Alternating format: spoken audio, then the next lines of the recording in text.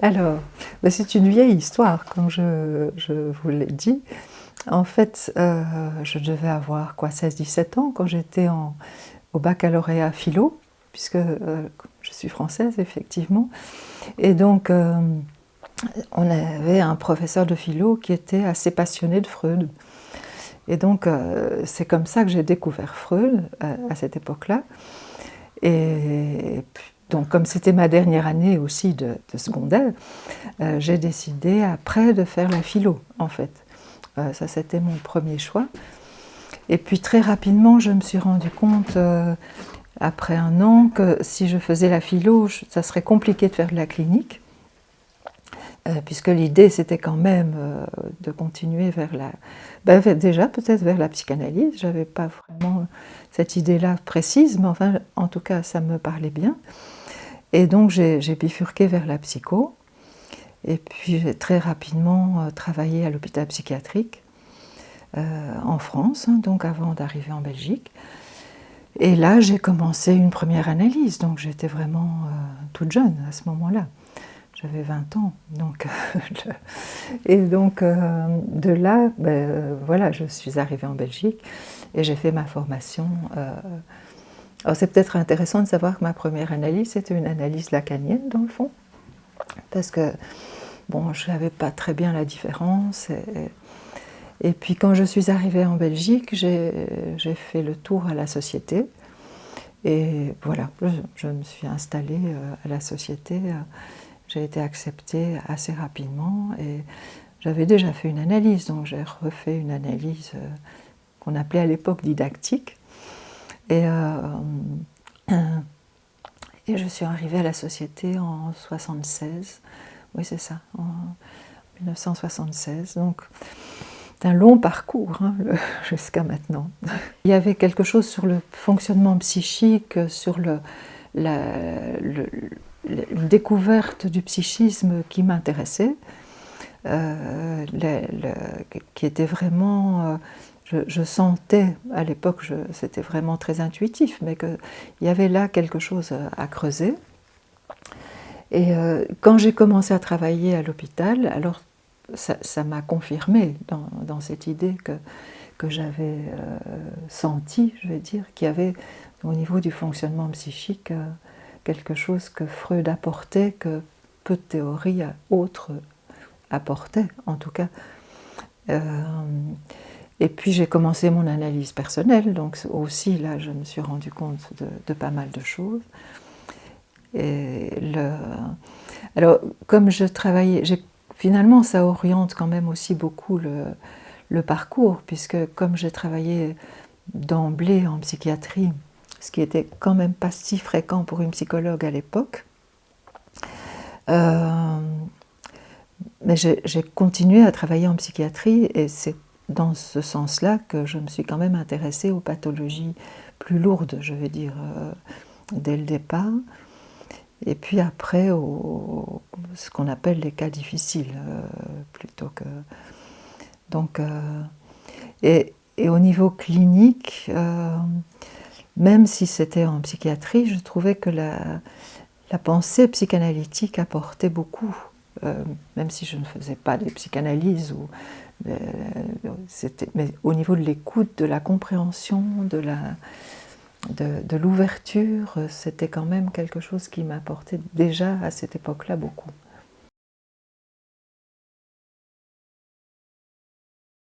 Oui, forcément, on ne devient pas psychanalyste par hasard. Hein, ça, c'est forcément, il y a quelque chose dans mon histoire personnelle qui a fait que...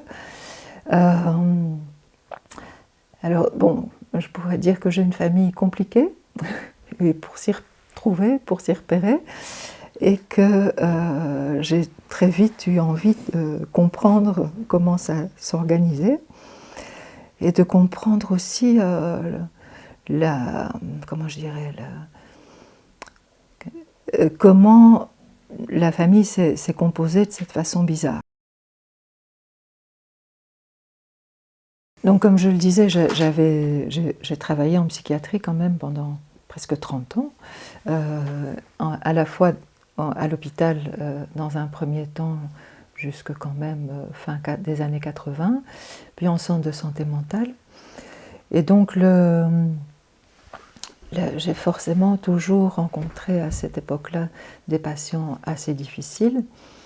Et alors, ce sont des patients avec lesquels il faut être un peu différent en tout cas ce que je voyais à l'hôpital. Il fallait parler, il fallait beaucoup plus amener des images, solliciter et les écouter aussi de façon différente. Et donc ça m'a permis aussi de développer une écoute particulière de certaines zones du psychisme qui ne sont pas souvent abordées, enfin qui n'étaient pas souvent abordées, parce qu'il y a quand même eu un gros changement dans la psychanalyse au moment où je suis devenue psychanalyste. C'est quand même l'époque où des personnes comme Anzieux, comme Green, Anzieux que j'ai eu comme prof en fait à Paris, parce que j'ai fait ma licence à Lille, mais ma spécialisation à Paris. Et donc j'ai eu des profs comme Anzieux, Perron, Borelli, Misès, donc des personnes qui sont connues quoi, et à l'époque donc Anzieux développait déjà le Moipeau. André Green avait fait l'exposé à l'IPA sur l'analyse, la symbolisation et l'absence. Donc c'était toute une époque d'ouverture aussi aux cas plus compliqués, plus difficiles. Hein. Ma première lecture de Green et de Jean-Luc Donnet, c'était L'enfant de ça, qui m'a beaucoup parlé pour les patients psychotiques. Donc cet intérêt s'est vraiment nourri aussi de l'époque du début de ma carrière. Avant, les applications de l'analyse, c'était la névrose. Quand tu vois les cas de Freud, ce n'est pas toujours des cas névrotiques, mais enfin, c'était quand même la névrose essentiellement. Et c'était axé et centré sur le complexe d'Oedipe et sur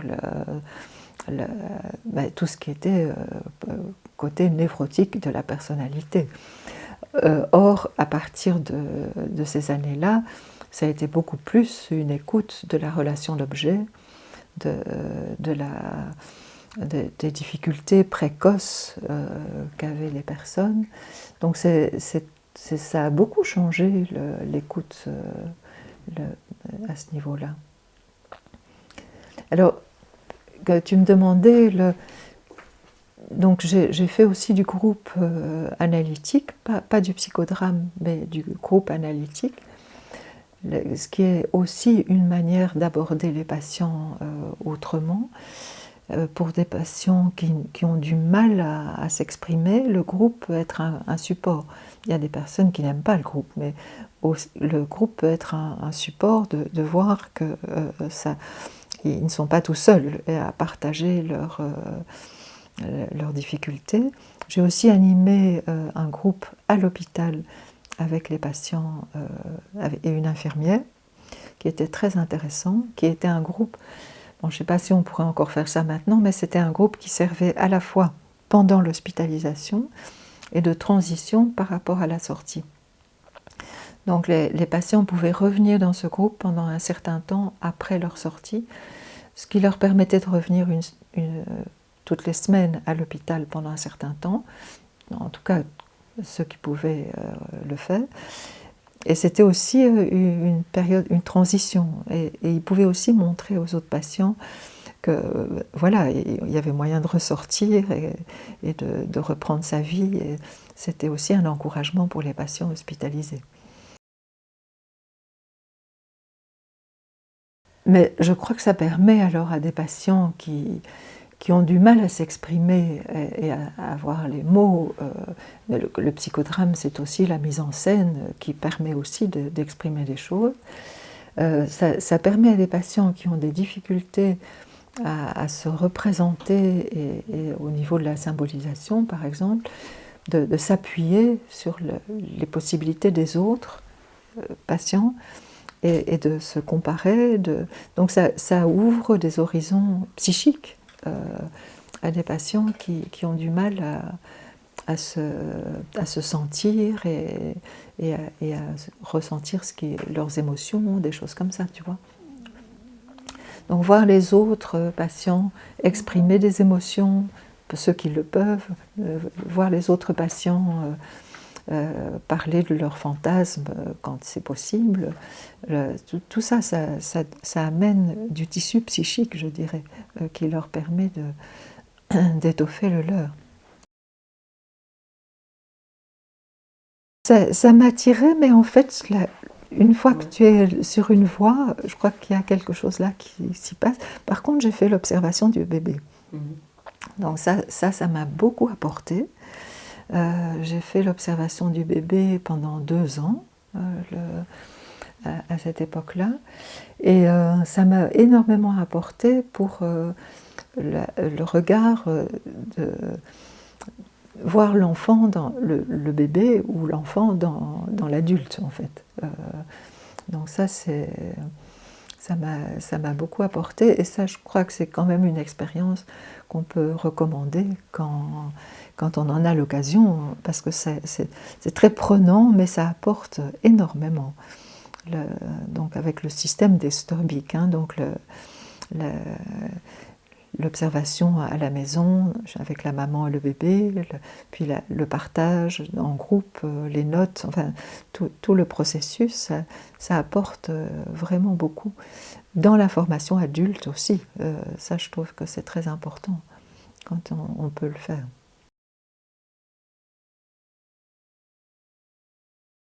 Ça apporte, je pense, enfin, dans l'expérience que j'en ai eue. Alors, il faut aussi que ce soit un service qui soit ouvert, quand même, hein, parce que ce qui est intéressant, je trouve, dans une équipe comme ça, c'est d'avoir aussi des personnes qui ont d'autres formations.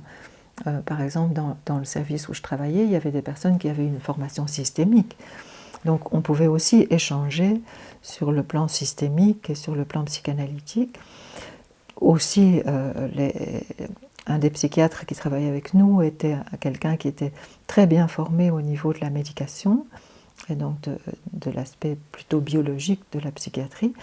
Et c'était aussi intéressant de travailler ensemble et d'avoir, lui écoutait ce que je pouvais dire et moi j'écoutais ce qu'il pouvait me dire. Enfin, c'était aussi intéressant. Et je pense que pour le service, le fait qu'on pouvait donner du sens à ce qui se passait pour les patients, alors que parfois les infirmières ou les autres membres de l'équipe ne comprenaient pas ce qui se passait pour les patients, c'était aussi un éclirage pour tout le monde. Hein, et alors, bon, j'ai un souvenir qui me revient, je peux vous le dire. Donc, le chef de service m'avait demandé de suivre une patiente qui était maniaco-dépressive, mais avec des cycles très courts. Et c'était très compliqué de la médiquer parce qu'elle passait d'un côté dépressif au côté maniaque très rapidement. Et donc, un jour, je vois cette patiente, donc je la voyais au centre de santé mentale alors qu'elle était hospitalisée, et je vois cette patiente, et elle était donc physiquement, je veux dire mélancolique, c'est-à-dire qu'elle était prostrée, vraiment très très très mal, et avec tout le côté dépressif de quelqu'un qui est vraiment pas bien, mais qui me dit « J'ai rêvé cette nuit d'une poule multicolore ». Donc, elle s'en va, je prends mon téléphone et je téléphone à la clinique en disant « Attention, elle va virer ». L'infirmière éclate de rire et me dit « Enfin, Marie-France, tu viens de la voir, qu'est-ce qui te prend ?» Je dis « Écoutez, pour moi, elle va virer ». Et donc l'après-midi, il me téléphone en me disant « Mais comment tu as compris ça ?» Parce que... Et j'ai raconté qu'elle avait rêvé d'une poule multicolore et elle était repartie. Donc le rêve précédait, c'est ça qui m'a vraiment sidérée, moi, parce que son rêve précédait le virage maniaque en fait. Et donc c'était vraiment intéressant, parce qu'on a pu parler de ça, qu'au niveau psychique, il y avait déjà quelque chose qui était en route, qui n'était pas visible. Franchement, je l'avais vue, donc je savais bien qu'elle était tout à fait déprimée le matin, mais qui était déjà en train de virer sur le plan psychique. Donc c'est des choses quand même qui aident à comprendre certains mécanismes chez certains patients. Hein. Ça, tout dépend en fait, parce qu'il y a des patients qui ne rêvent pas, enfin, ou qui amènent très très peu de rêves, mais qui amènent de temps en temps un rêve très intéressant, enfin très intéressant pour eux et pour l'analyste. Mais c'est quand même aussi via les rêves qu'il y a une sensibilisation pour le patient à son fonctionnement psychique pour certaines personnes. Alors il y a à l'envers des patients qui font énormément de rêves et qui bourrent un peu la séance avec des rêves, mais c'est aussi une défense. Hein, donc il faut aussi être prudent avec les rêves. Mais bon, alors la voie royale par rapport à l'inconscient, ça c'est certain. Mais il y a aussi un phénomène dans le rêve qui me... c'est un des exemples. Mais il y a des patients où les rêves, comment je dirais ça, donc qui au niveau psychique ont énormément de mal à s'exprimer et à mettre en forme des choses qu'ils ressentent, et puis où le rêve vient éclairer bien plus que ce qu'ils peuvent dire, et que parfois ils ne se reconnaissent même pas dans le rêve, parce que c'est comme si le rêve précédait un changement psychique chez eux. Donc il ne faut pas être trop rapide non plus à ce moment-là. Mais j'ai déjà vu ça avec certains patients, surtout des patients entre guillemets borderline ou difficiles, où le rêve est parfois beaucoup plus élaboré que tout ce qu'ils peuvent dire sans pouvoir l'exprimer en fait. Et que le rêve vient les aider d'une certaine façon à mettre en forme quelque chose qui est tellement compliqué pour eux. Alors ça, bon, le rêve, on pourrait en parler beaucoup, évidemment, puisque c'est quand même quelque chose d'important dans notre travail, mais pas que. Hein, mais ce qui est tout à fait frappant, et j'ai encore eu le cas hier, c'est que dans les supervisions, les jeunes analystes qui commencent, d'abord il y a le divan qui arrive souvent dans la pièce, mais la supervisée que j'ai vue hier, le divan était là, et une de ses patientes lui a amené 2 rêves alors qu'elle n'avait jamais rêvé avant, enfin jamais apporté de rêve avant, comme si le divan, rien que par sa présence, déclenchait quelque chose chez le patient. Et la jeune femme supervisée me disait qu'elle avait été tout à fait étonnée que cette femme amène un rêve alors qu'elle ne l'avait jamais fait. Donc il y a quelque chose... Alors c'est d'autant plus étonnant que actuellement, par rapport à ce qui se passait il y a 30 ans, la plupart des personnes ne savent même plus ce que c'est qu'une psychanalyse, quoi, hein, parce qu'on n'en parle plus beaucoup. Oui, si on en parle beaucoup pour la critiquer, mais on n'en parle plus beaucoup dans les universités ou alors qu'à une certaine époque, elle avait quand même pignon sur rue, d'une façon peut-être exagérée d'ailleurs, je pense. Mais les patients sont très sensibles à cette écoute particulière, ça c'est sûr, qui est quand même une disponibilité psychique qu'ils rencontrent peu ailleurs, hein, il faut dire.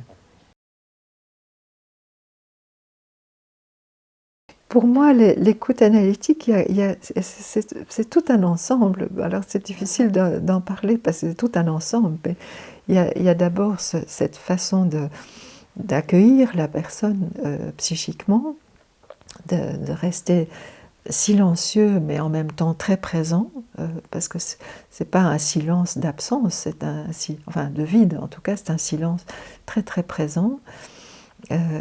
Qui contient, enfin, les patients le disent comme ça, qu'ils sentent qu'ils sont écoutés, contenus, il y a quelque chose de ça. Alors il y a aussi le fait que dans cette écoute, ben, il y a un accueil, quel que soit comment le patient se présente, quels que soient les sentiments qu'il a, même s'il est fâché, ou, enfin, on accueille ce qui se passe et puis il n'y a pas de critique non plus. Il n'y a pas non plus de conseils ou de choses à faire ou à ne pas faire. C'est vraiment un accueil total de la personne.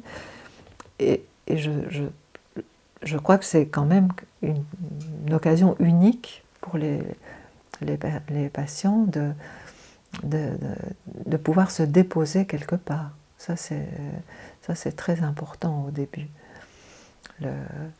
D'ailleurs, quand quelqu'un termine une analyse, c'est quand même souvent cette écoute qui est la plus difficile à perdre.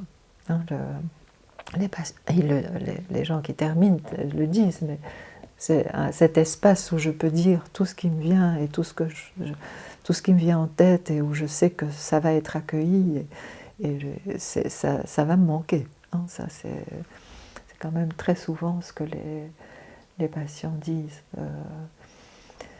Donc c'est quand même une écoute qui est composée à la fois d'accueil, de neutralité, de silence.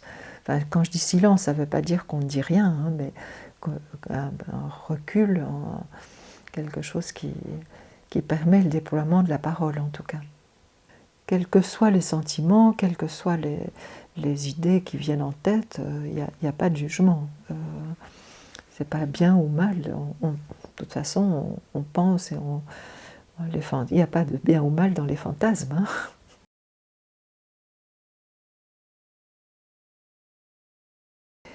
Oui, il y a des patients qui font des actings, il y a des patients qui se fâchent, qui ne viennent pas, qui s'absentent, enfin, il y a beaucoup d'imagination pour dire ce qui peut se passer dans une séance comme ça. Mais je pense qu'au bout d'un certain temps, comme le contenant, alors il y a le nombre de séances qui est important aussi, parce que si ces patients se sentent suffisamment contenus, ben, en général les actings au bout d'un certain temps diminuent. Hein, donc c'est vraiment les premiers temps où il faut tenir pour que ça soit suffisamment contenant et qu'ils se sentent suffisamment contenus. Alors les moments de vacances sont plus difficiles, mais pour certains patients, je donne par exemple mon numéro de téléphone pour les vacances, où je dis à quel moment je repasse par chez moi, enfin par ici, par la maison, où je pourrais les voir. Je leur donne la possibilité de m'envoyer des mails, enfin, je garde un lien si c'est nécessaire. Hein, tu vois, c'est des choses que je ne ferai pas avec tous les patients, mais il y en a qui ont vraiment besoin d'avoir la certitude d'avoir une continuité.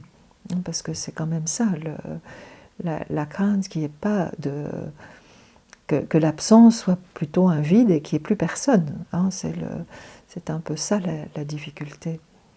Et donc, alors je ne sais pas comment te dire, parce que j'ai vu beaucoup de patients en grande difficulté, mais au bout d'un certain temps, ben, ça se passait un peu comme une analyse ou une psychothérapie ordinaire, si je puis dire ça comme ça, où les actings diminuaient. Donc il y a aussi quand même tout un savoir-faire qui permet d'organiser les choses, et je vois bien ça en supervision.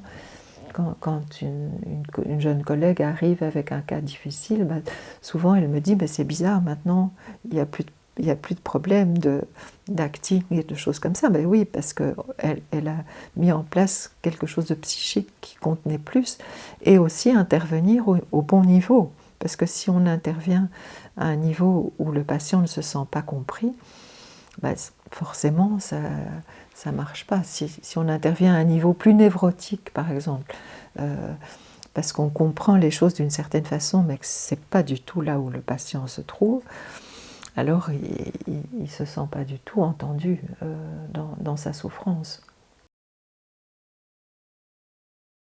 Oui, moi ce que j'explique aux patients qui me posent la question, par exemple, c'est de leur dire, mais écoutez, vous me dites des choses très compliquées, si vous repartez, que vous repassez toute une semaine avec ça tout seul, ou toute seule, ben, vous allez rester avec vraiment quelque chose de difficile. Si on se revoit, si vous savez qu'on se revoit dans 2 jours, demain, ben, c'est tout à fait différent, parce qu'alors on peut porter ça ensemble. Et donc quand tu expliques les choses comme ça, les patients comprennent ça. Donc, et je crois que le nombre de séances permet au contraire d'aller de plus en profondeur chez certains patients, parce qu'il y a des patients où il faut aller plus doucement. C'est plus technique ça, mais ce que je dis là, mais et aborder les choses par petits bouts qu'ils puissent supporter. Mais pour d'autres patients, au contraire, le cadre vraiment contenant, avec plusieurs séances, leur permet de se déposer enfin et d'être écoutés.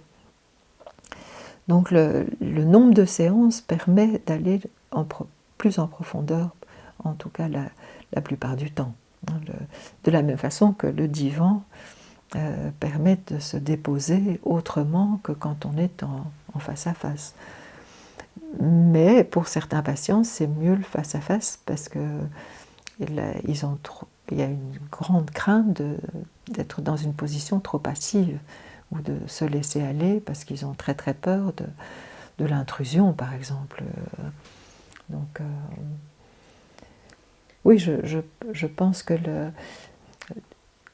c'est pour ça que je disais, on ne pense plus psychanalyse spontanément, donc je crois qu'il faut quand même un tout petit peu expliquer aux patients le pourquoi de ce dispositif-là, parce que si on l'impose sans que le patient ne sente vraiment ce que ça peut lui apporter,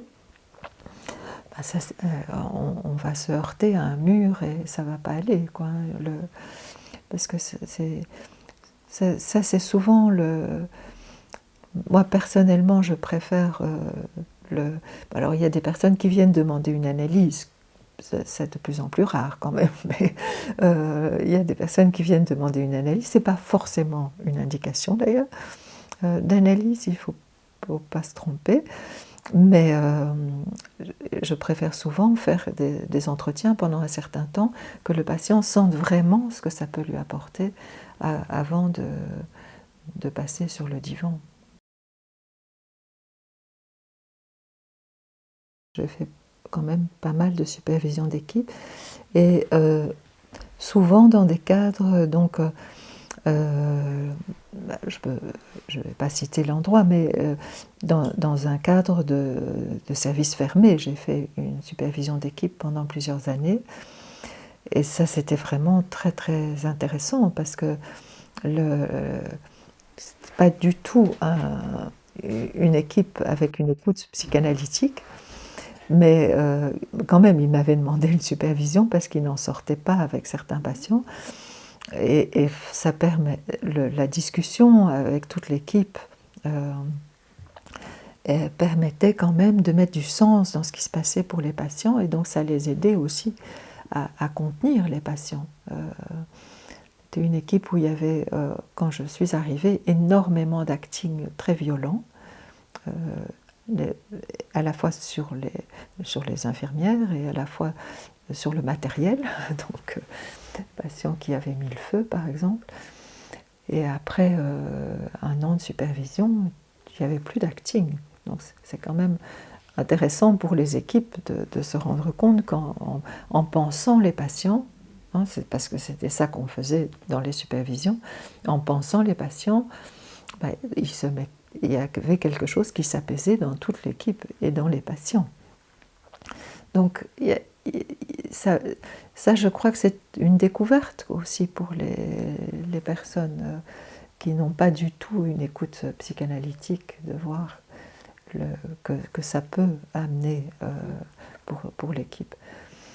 Alors, je pense à une autre supervision aussi d'équipe. Là, c'était un peu différent parce que c'était une équipe qui avait une écoute psychanalytique, mais différente de la nôtre, disons, et qui m'avait demandé une supervision parce que justement, il y avait des patients avec lesquels leur outil psychanalytique ne leur permettait pas de comprendre les patients. Certains patients, en tout cas. Et donc là, c'était aussi intéressant parce que j'ai pu parler d'identification projective, d'identification adhésive, donc des notions qui n'étaient pas du tout des notions qui étaient partagées psychanalytiquement par cette équipe. Et ça leur a aussi apporté autre chose au niveau de la compréhension de certains patients.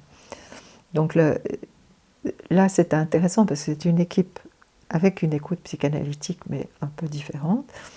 Et donc la théorie, c'est là où on voit aussi la place de la théorie. La théorie permet de comprendre certains volets du psychisme qui ne sont pas dans d'autres théories.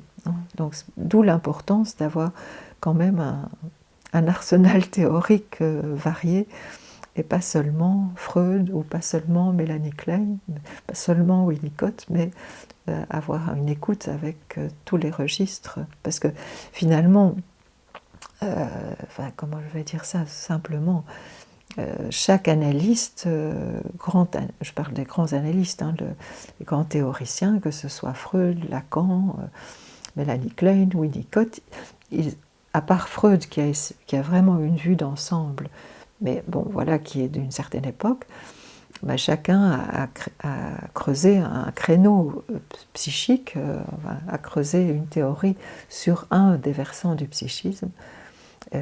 Et c'est important d'avoir cette écoute à tous les niveaux. Freud a quand même pas seulement creusé le modèle oedipien, il a creusé aussi après le narcissisme, la deuxième topique, il a creusé, à la fin de sa vie, il est arrivé vers la psychose quand même, avec le clivage, etc. Donc je pense qu'il a une vue d'ensemble, mais que sur le plan clinique, c'est plutôt l'aspect névrotique qui a été développé au départ. Et ça me paraît important. Et puis, petit à petit, mais quand même, l'apport de quelqu'un comme Mélanie Klein apporte certaines visions et Winnicott en apporte d'autres. Et je crois que c'est ça qui est important, d'avoir des théories, une connaissance approfondie de théories différentes, de ne pas vouloir rester dans un courant théorique et de s'y fier pour tout, quoi. Je ne crois pas que ça marche comme ça. Il faut s'adapter à chaque patient et adapter sa manière d'écouter.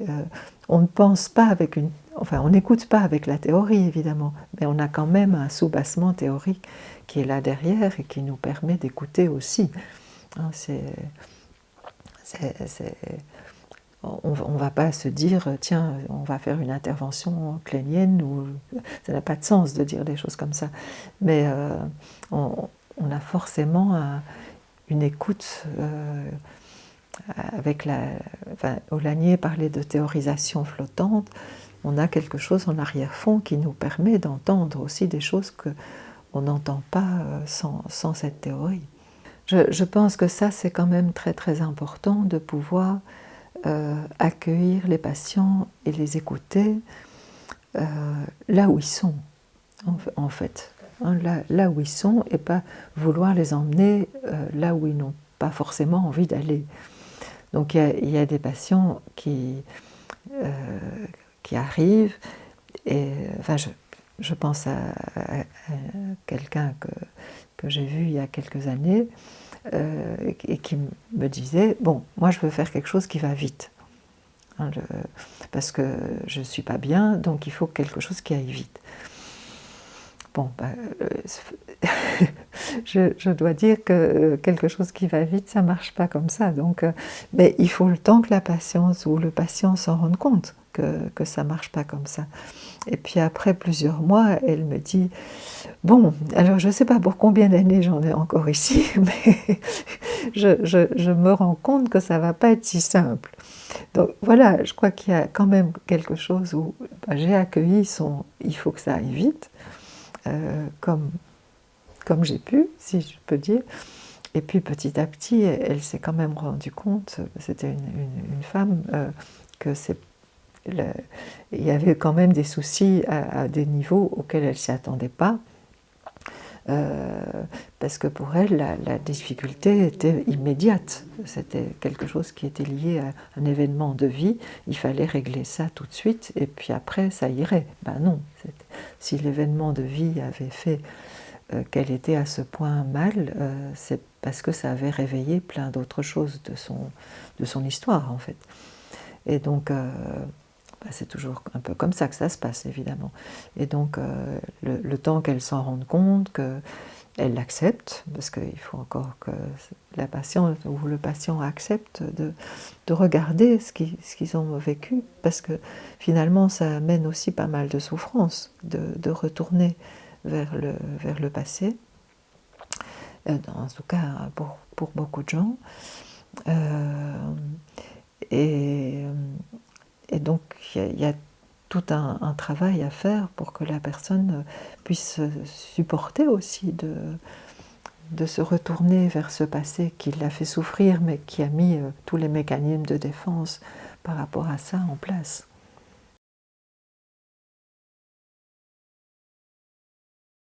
Alors, avec un aspect pervers de certains mécanismes qui ont été mis en place pour la santé mentale, justement, où les patients ont droit à 20 séances ou des choses comme ça, et ça donne l'illusion que ça doit être résolu en 20 séances.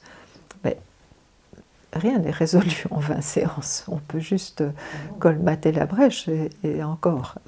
Et ça, c'est assez perturbant pour les patients, et ça donne une illusion que ça doit aller vite et que ça peut aller vite. Et ça, le côté politique est vraiment là-dedans, parce que ça coûte moins cher, évidemment. Enfin, l'idée, c'est une fausse idée, en fait. Parce que l'idée que ça coûte moins cher, c'est absolument faux. Parce que finalement, les patients ne vont pas mieux, et au bout du compte, ils ne travaillent pas, et ils pèsent sur la sécurité sociale. Et ils pèsent au niveau du travail, donc c'est pas du tout un gain au bout du compte. Hein. Ça, c'est vraiment voir les choses par le petit bout de la lorgnette. Parce que je pense à certains patients que j'ai suivis pendant des années, mais je pense qu'avec une séance par semaine ou une séance tous les 15 jours, ça leur a évité pendant des années, et puis après plus du tout, parce qu'ils n'ont plus du tout été hospitalisés, mais ça leur a évité des hospitalisations en psychiatrie qui coûtent quand même très cher, et c'était simplement une séance par semaine ou une séance tous les 15 jours. Donc c'est vraiment des économies de bout de chandelle. Hein. Quand on fait le pendant de l'autre côté, on se rend compte que les politiques ne comprennent pas ça du tout, et que ça, c'est un vrai problème.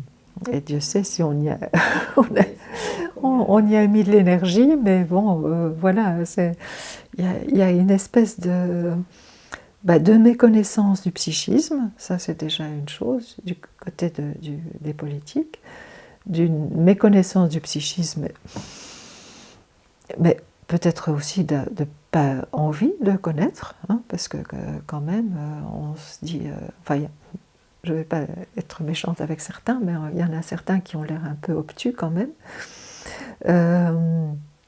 Il y a ça, et puis il y a aussi le fait que ils pensent qu'au fait que ça fasse entre guillemets des économies entre guillemets immédiates, ce qui est absolument faux. Mais enfin, ça, ils n'ont pas l'air de vouloir écouter.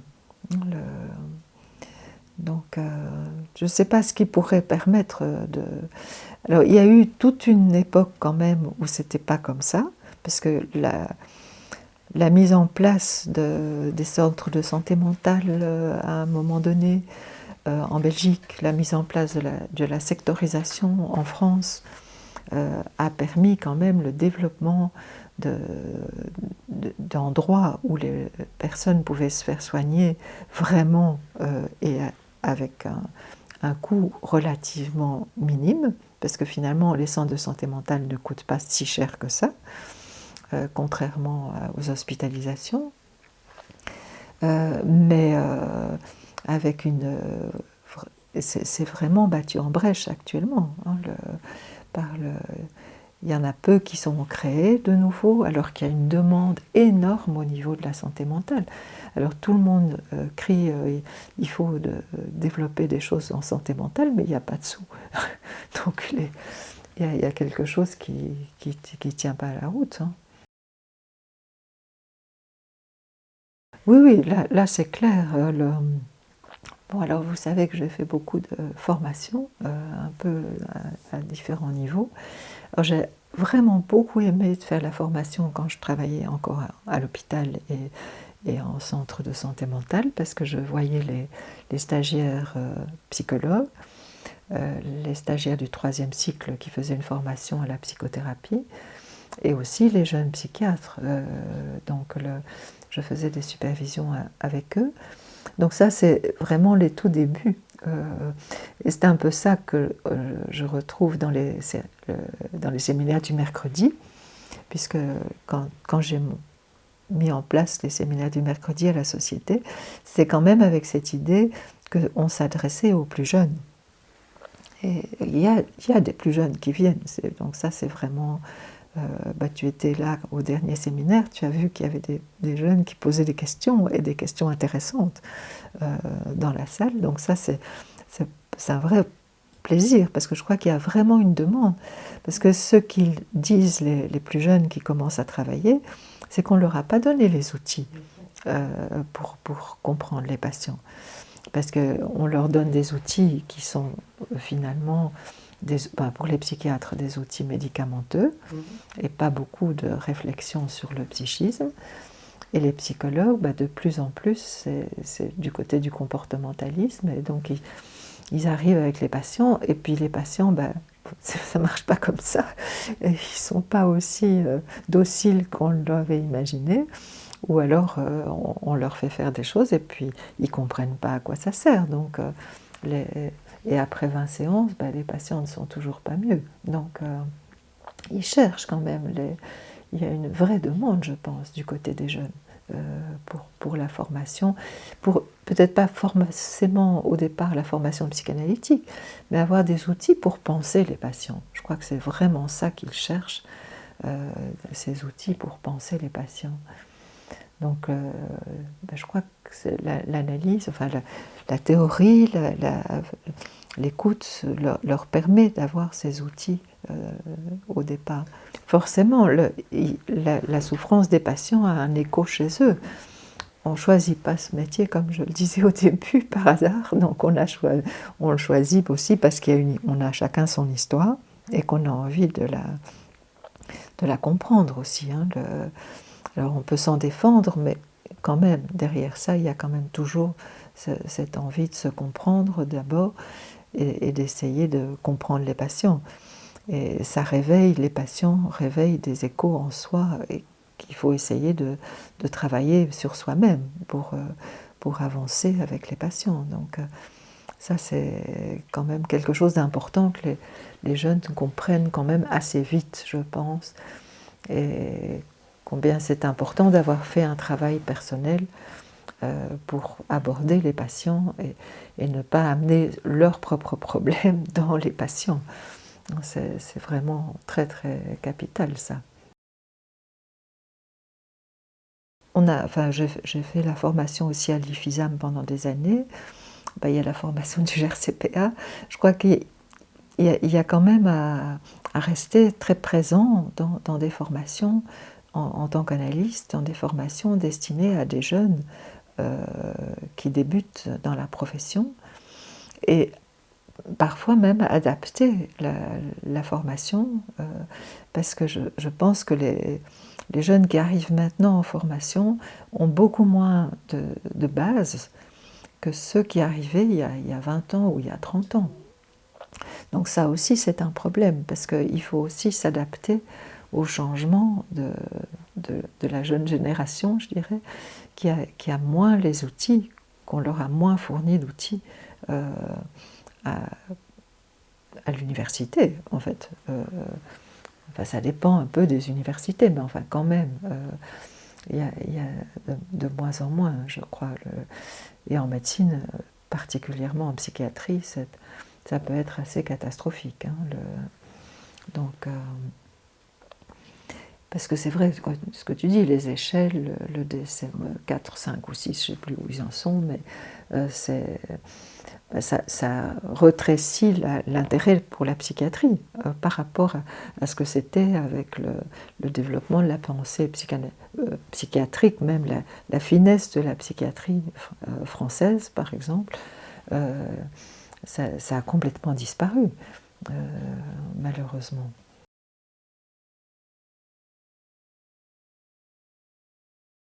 Je pense que c'est un des métiers, le rare métier où on peut un peu rêver toute la journée quand même, d'une certaine façon. Ça c'est déjà un plaisir. Et puis quand même de découvrir pour chaque personne la richesse du fonctionnement psychique, et les potentialités des personnes. Et quand tu vois l'éveil de certaines personnes à leur psychisme, ça c'est un vrai bonheur, quoi. Au progrès, alors il y a des côtés qui sont beaucoup moins sympathiques, hein, il faut bien le dire quand même aussi, quand il y a des moments entiers où pendant des semaines ça stagne et la personne râle ou de vous hégémonie, ça n'est quand même pas spécialement agréable, mais à d'autres moments, c'est quand même des moments d'avancée, des moments où tout d'un coup tu vois la personne qui s'éveille à tout un pan de son psychisme. Ça c'est vraiment très très chouette à vivre. Enfin, c'est un peu dur à dire, mais on n'est pas là pour consoler non plus, pour dire mon Dieu, mon pauvre monsieur, ma pauvre madame. On n'est pas là pour réparer, même si on répare sans vouloir réparer, parce que quand même, c'est pas le but, mais quand même il y a une réparation. C'est plutôt de permettre à la personne de se découvrir et de découvrir ses propres capacités à se penser, hein, parce que c'est pas si évident que ça pour certaines personnes, et ses propres capacités de revoir son histoire et de revoir comment elle s'est construite finalement, et avec les peines et les douleurs, mais aussi les aspects positifs. Ça c'est quand même... C'est quelque chose, je dévie encore, c'est quelque chose qui est assez frappant, parce que la plupart du temps, les patients arrivent avec l'idée que l'inconscient, c'est vraiment des choses mauvaises à l'intérieur. Et puis en fait, non, il y a des choses qui ne sont pas très agréables dans l'inconscient, évidemment, mais il y a aussi des potentialités énormes qui sont cachées, et qui sont inconscientes parce qu'on les a refoulées par peur de certaines choses. Donc, et quand les patients peuvent découvrir que cet inconscient, finalement, ça peut aussi être un ami, et pas seulement quelque chose à combattre, je crois qu'il y a vraiment une avancée très importante. Ça fait aussi partie des plaisirs, tu vois, du travail. Non, je repensais à un patient, je l'ai évoqué dans le séminaire sur l'écoute, un patient qui était arrivé en me disant qu'il voulait bien faire une analyse, mais il n'avait pas d'inconscient. C'est un peu compliqué de faire une analyse quand on n'a pas d'inconscient. Bon, au bout d'un certain temps, il s'est rendu compte quand même qu'il avait un inconscient. parce qu'il a fait un oubli. Mais alors pendant très longtemps, c'était, oui, bon d'accord, c'est un inconscient. Mais à ce point-là, que ça soit inconscient à ce point-là, et c'est le même patient qui avait cette idée qu'une vraie relation devait être une relation, tu vois, les cercles d'ensemble.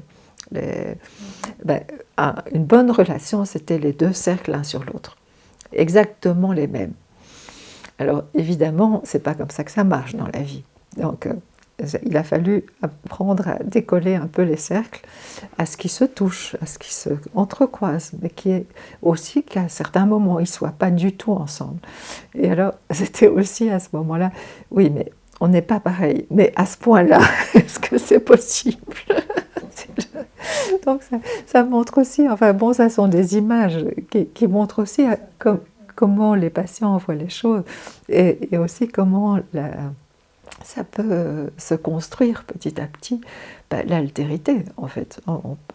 Pour mettre des mots savants sur ce genre de choses, c'est que l'altérité est là, mais ça ne veut pas dire qu'on est tout seul dans la vie et que l'autre, parce qu'il est différent, il ne vous aime pas. Enfin, c'est toutes ces choses-là qui sont à découvrir pour certaines personnes, surtout quand elles ont eu des traumatismes d'enfants, où elles se sont senties tellement mal comprises, parce que finalement c'est ça le résultat, hein, c'est que on veut être tout à fait pareil pour être sûr d'être compris, mais c'est pas comme ça que ça marche.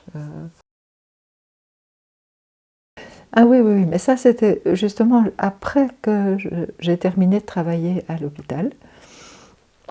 J'ai terminé en 98, et vers 2001-2002, je crois, il se fait que je connaissais la directrice du centre Fédasile qui est à Rixensart. Un jour, elle m'a interpellée en me disant « Écoutez, est-ce que vous ne voudriez pas travailler avec nous, parce qu'on aimerait bien travailler avec des psychologues qui ne sont pas au centre, mais à l'extérieur du centre ». Donc j'ai travaillé avec l'équipe de Fédasile ici à Rixensart de 2002 à 2015, quelque chose comme ça, quand même quelques années. Un peu plus de 10 ans, hein, effectivement. Et là, j'ai trouvé que c'était vraiment... donc je recevais les patients ici, donc ils venaient ici en privé, parce que voilà, moi, me déplacer, c'était quand même compliqué avec les horaires. Mais alors, une fois par mois, une fois tous les 2 mois, je discutais avec l'équipe de Fédasile, l'équipe médicale, entre guillemets, qui était essentiellement des infirmières et un ou deux médecins traitants. Et c'était quand même... et l'assistante sociale. Donc c'était... Bon, je ne racontais pas ce que les patients me disaient, évidemment, mais ça leur permettait aussi de comprendre un peu le contexte. Et donc moi, je me suis vraiment... Je crois que pour moi, la psychanalyse, c'est quand même aussi un engagement politique, d'une certaine façon. Donc ça me permettait aussi de comprendre le contexte. Et je travaillais aussi avec les traducteurs.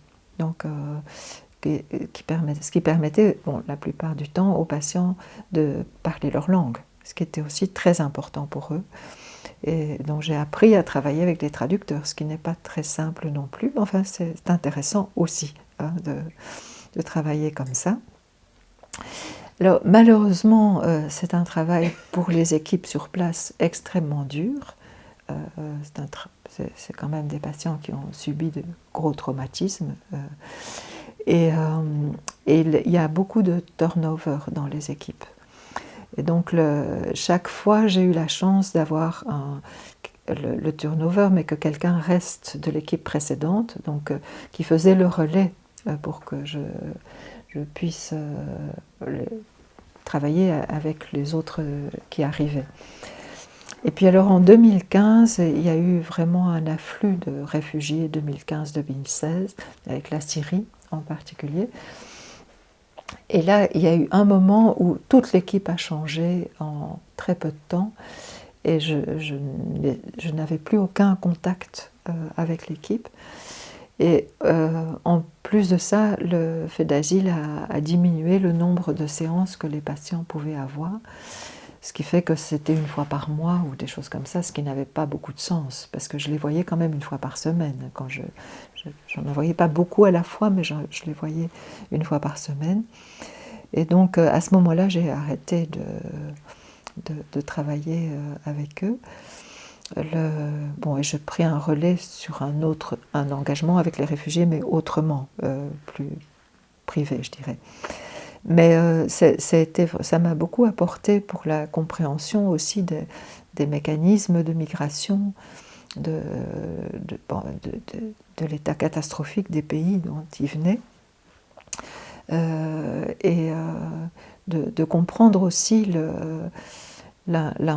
tout le traumatisme du chemin entre leur point de départ, qui étaient déjà des camps de réfugiés d'ailleurs, la plupart du temps, quel que soit le pays d'où ils venaient, et puis bon, tout ce chemin qui est tellement difficile, et l'accueil quand même plus que mitigé quand ils arrivent en Europe, alors, et la déception que ça leur procure de voir que ces pays qui étaient pour eux quelque chose qui allait pouvoir enfin les aider, ne les accueillaient que pas du tout pour certains pays, et vraiment parcimonieusement à d'autres endroits, quoi. Donc, et alors, ce que j'ai mis assez fort en évidence aussi, c'est les deux temps du travail. Parce qu'il y a le premier temps qui était vraiment essayer de les aider dans tout ce qu'ils avaient traversé. Hein, ça, c'était quand même une chose. Mais alors après, comme ils ne recevaient pas de réponse, ce deuxième temps où ils attendent la réponse et où elle ne vient pas, et qui est un temps de dépression vraiment très très importante, parce qu'ils ne savent pas s'ils vont être acceptés ou pas, et parfois ça dure 1 an, 2 ans, 3 ans, et c'est vraiment désespérant, surtout pour les hommes, parce que les femmes en général trouvent plus à s'occuper.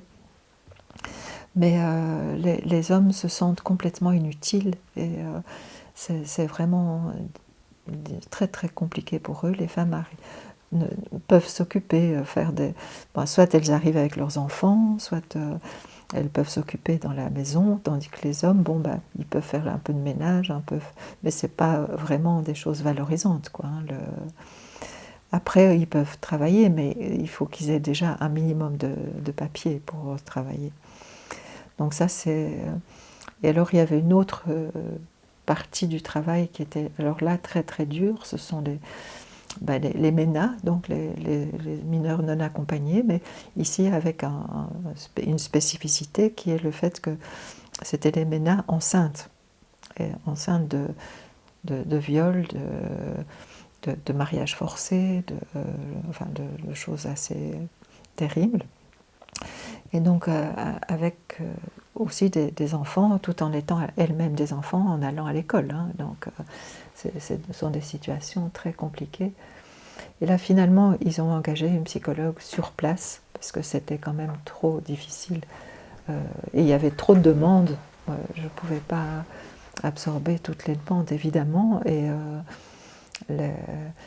pour beaucoup de psychologues, ils avaient essayé de travailler avec d'autres personnes, mais peut-être que là, justement, le fait d'avoir travaillé en psychiatrie et d'avoir travaillé dans des équipes me donnait une certaine souplesse avec ces patients.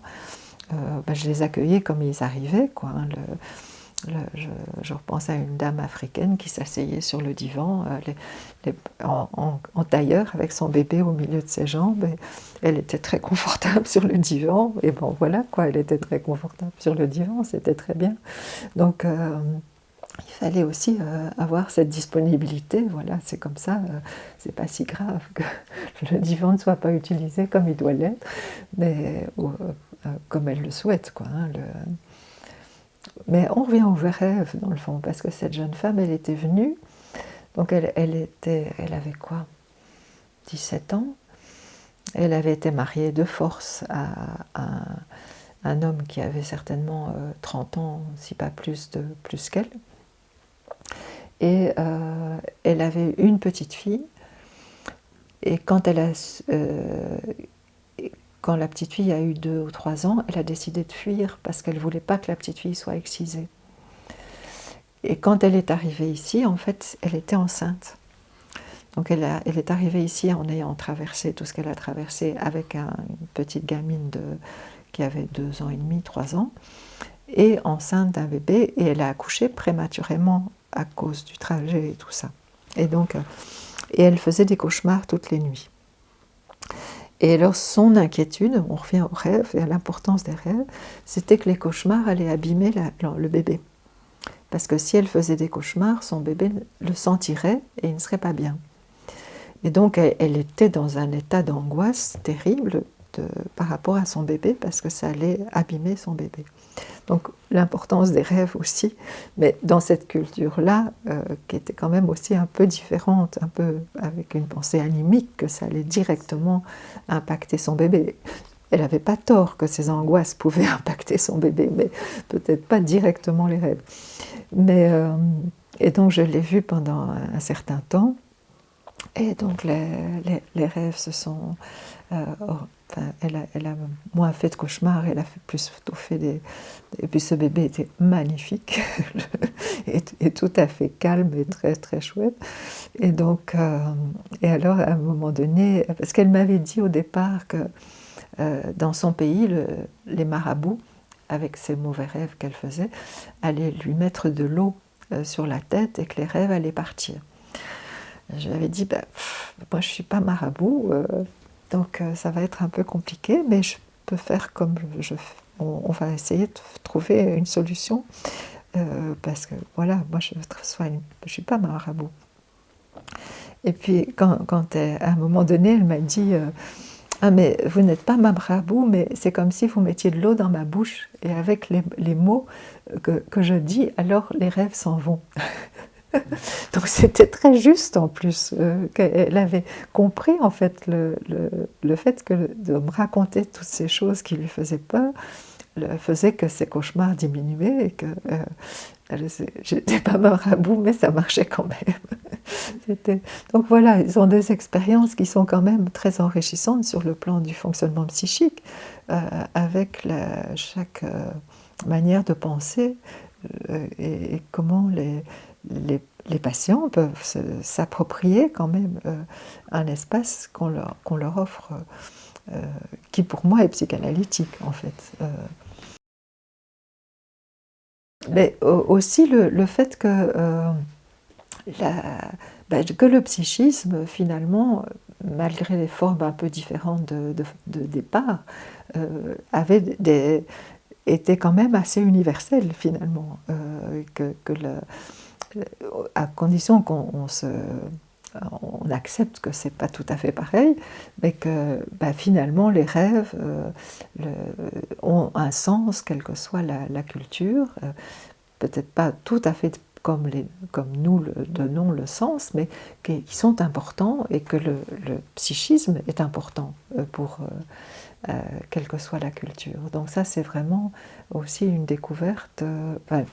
Je le savais, mais de le voir in vivo, et de pouvoir aider quelqu'un qui a une culture tellement différente, et si simple finalement, mais qui peut se saisir de cette pensée, et de la comprendre de l'intérieur en fait, parce que c'est ça qui se passait. Ça m'a vraiment beaucoup émue, je dois dire.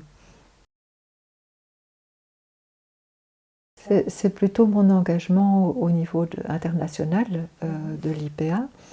Donc je dis on parce qu'on était un petit groupe de 6 personnes. Nous avons été nommés dans un comité de l'IPA, donc de l'International Psychoanalysis Association, pour aider. Donc c'était vraiment la première étape pour aider les collègues turcs. Il y avait déjà des psychanalystes en Turquie, quelques-uns, à développer un centre de psychanalyse. Finalement, il y en a eu 2. Et donc on était 6. Alors c'est doublement intéressant parce que d'abord, on était 6 de cultures analytiques, de pays différents, parce que comme toujours à l'IPA, donc aussi de cultures analytiques différentes, puisqu'il y avait un grec, une israélienne, une italienne, une espagnole, une suisse et une belge, donc moi. Et donc on allait en Turquie pour les aider à mettre en place une formation. C'était vraiment les premières étapes. Et alors moi, ce qui m'a frappée, c'est l'énorme demande qu'il y avait chez ces jeunes, psychiatres et psychologues, pour une formation analytique qui pour eux était vraiment un espace de liberté de pensée, qui dans des pays quand même, c'était moins net à cette époque, tout au début, puisque j'y suis allée à partir de 2005, non 2003, jusqu'en 2009, oui 2009-2010. Et donc, puis j'y suis retournée après pour faire quelques exposés, mais donc le gros du travail, ça a été de 2002-2003 jusqu'à 2009. La pression actuelle et le retour un peu en arrière quand même de la Turquie n'avait pas encore vraiment commencé. Mais combien la psychanalyse, avec ce qu'elle apportait comme possibilité de liberté de pensée, a été on a une attente énorme chez eux, et combien ça les passionnait, mais en même temps on sentait que pour eux c'était très important au niveau personnel, pas seulement pour les patients, mais au niveau personnel. Et je pense que ça continue, hein, il y a une demande très très importante à ce niveau-là. Au Liban, c'est un peu différent parce que la psychanalyse a vraiment sa place depuis plusieurs années, mais c'est plutôt les circonstances de guerre qui font que c'est tellement compliqué de l'exercer, et les problèmes internes du Liban qui font que c'est tellement compliqué d'exercer la psychanalyse au Liban actuellement. Et alors la liberté de penser, c'est quand même pas par hasard que dans des pays que la psychanalyse a été interdite ou persécutée dans certains pays, avec la dictature en fait, tout ce qui a été... et je pense que actuellement la liberté de penser est menacée quand même dans beaucoup de pays du monde, y compris dans des pays qu'on pourrait estimer libéraux, aux États-Unis par exemple, hein, sans entrer dans des considérations politiques. Mais on voit bien à quel point cette liberté de penser est menacée actuellement d'une façon très très grave. Et il ne faut pas se faire d'illusions, si ça commence aux États-Unis, ça peut arriver chez nous. Hein. Donc je crois que là, il y a vraiment, pour moi, il y a vraiment quelque chose de la psychanalyse qui est très importante pour rester un bastion, je dirais, de cette possibilité de penser et de cette liberté de penser. Oui, oui, oui. Moi, je pense que c'est un engagement politique dans la mesure où, justement, c'est quand même pour donner à chaque patient le plus de liberté intérieure possible qu'on pratique la psychanalyse ou un traitement que ce soit du psychodrame ou que ce soit une psychothérapie, mais qu'on essaye quand même de donner à chaque patient un maximum de liberté intérieure. Donc c'est quand même aussi une position politique, hein, parce que actuellement... Alors oui, j'ai beaucoup écrit, mais aussi sur les cas difficiles, entre guillemets. L'idée, c'est quand même d'aider... c'est pour les personnes qui lisent les articles, de voir qu'on peut aborder des cas extrêmement différents et pouvoir quand même ouvrir un espace psychique chez des patients très différents. Donc il y a par exemple le patient dont j'ai parlé au moment du congrès du CPLF en 2002, donc, qui était sur l'interprétation, mais où j'ai quand même parlé d'un cas d'un patient autour de l'interprétation. C'est un des exemples, hein, qui est un exemple assez frappant de comment amener un patient qui est très loin d'une pensée psychanalytique, qui a vécu quand même dans un pays où il y avait la dictature, quand il était enfant, à aborder son monde interne et son monde psychique qui était peuplé de dictature, je vais dire, pour dire les choses simplement, c'est-à-dire de règles et de rigidités internes. Donc et comment, en faisant, en l'aidant à avoir un tissu psychique, on a pu travailler et ouvrir un autre monde à l'intérieur de lui. Donc c'est un des exemples que je peux donner. Sinon, j'ai travaillé aussi sur la neutralité, sur le corps. J'ai écrit dans beaucoup de directions différentes, mais avec toujours le fil de comment aborder au mieux les patients. Et dans l'article sur la neutralité, alors ça, c'est plus intéressant de... comment je vais dire En fait, si on reprend l'article, j'avais décidé de faire cet article sur 4 séances d'un jour. Et comment la neutralité, voilà, comment elle bouge en fonction de chaque patient. Et donc, cette journée, il y avait une patiente, disons, plutôt névrotique, une patiente un peu borderline, un adolescent avec son nombril à l'air et sa casquette sur la tête, et puis une supervision. Et comment l'analyste est à la fois neutre chaque fois et chaque fois différent, en fait, en fonction des patients. Et donc, c'est comme ça que j'avais abordé la neutralité, pour montrer que elle est là les 4 fois, enfin dans les 4 situations, mais elle est chaque fois différente. Donc c'est adapté, si je peux dire, aux patients, parce que l'adolescent, si j'étais restée neutre au sens habituel qu'on voit pour les psychanalystes, c'est-à-dire si j'avais rien dit et que j'étais restée avec la face neutre, c'était extrêmement traumatique pour lui.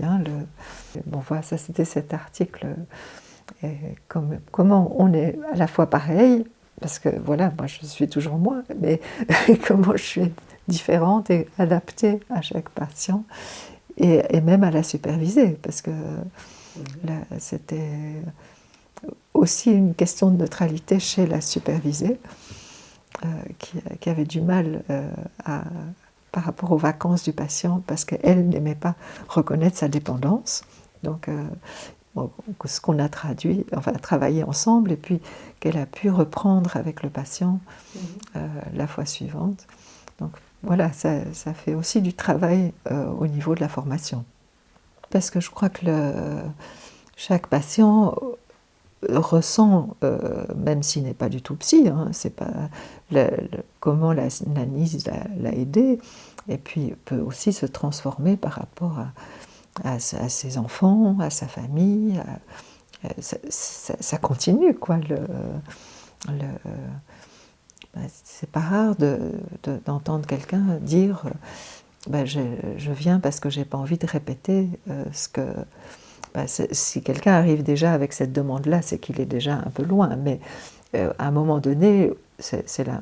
Autrement, il y a des personnes qui arrivent en disant je me rends compte que je suis en train de répéter comment ma mère était avec moi ou comment mon père était avec moi, et j'ai pas envie que ça continue. Donc ça, c'est déjà une demande élaborée quand même. Mais il y a des patients qui s'en rendent compte en cours de route. Mais comment ça se fait que je ressemble tellement à mon père, à ma mère, à ma tante, alors que justement je ne voulais pas leur ressembler. L'identification, ça existe, et la répétition, ça existe malheureusement. Et donc comment ils peuvent aussi ouvrir une brèche dans cette transmission. Parce que justement, on parlait de littérature. Moi, ça me frappe qu'actuellement, il y ait tellement de livres sur comment l'histoire de la personne vient impacter leur, leur histoire actuelle et toutes les questions que ça pose. Et c'est très frappant, je crois. J'ai entendu plusieurs émissions avec des questions de ce genre. Bah, ça a toujours existé, mais je trouve que pour le moment, il y a beaucoup de choses comme ça qui sortent en librairie.